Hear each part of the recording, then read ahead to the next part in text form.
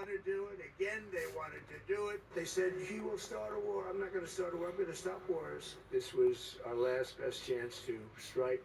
We more and more are not wanting to be the policemen of the world. An Iranian regime armed with long-range missiles and nuclear weapons would be an intolerable threat. She would get us into World War III. They're drafting you to go and fight in some country that I've never heard. We may have casualties. That often happens in war. Sadly, there will likely be more.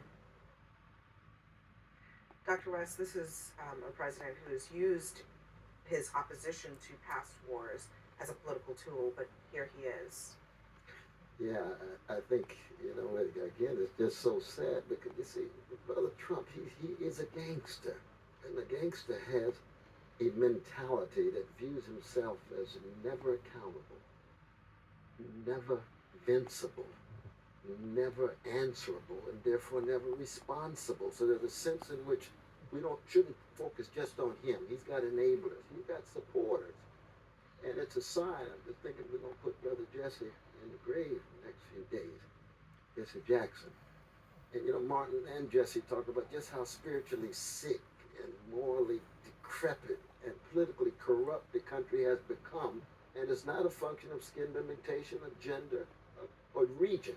It is a spiritual crisis of tremendous depth where cruelty, manipulation, and transaction is the way to live, and talking about truth and justice and integrity is pushed to the margins. And there's a sense in which when we see this, we have to keep track of that moral and spiritual dimension alongside all the political debate and partisanship and talking points and so forth and so on. But people know in the barbershops and beauty salons that the country is in deep spiritual crisis. And if we don't talk about it and accent it, especially to our young people, let them know Martin King and others, Rabbi Heschels and the Edward Zaids and the Dorothy Days, they provide better examples. The Justice Harlans Both sides provide of the better political examples. aisle have been exhausted by the United States engaging in conflicts for a while now. And now we're hearing it coming from MAGA. Here is the Blackwater founder, Eric Prince, a major Trump supporter. He's no scaredy cat when it comes to wars. Here's what he's saying about this one.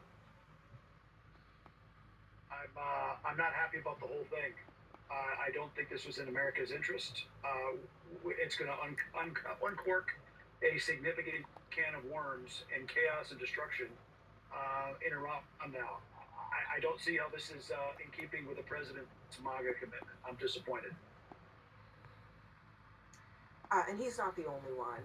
And, so far, a majority of Republicans support the president, although it's less than support him on a lot of other issues. How long will that continue?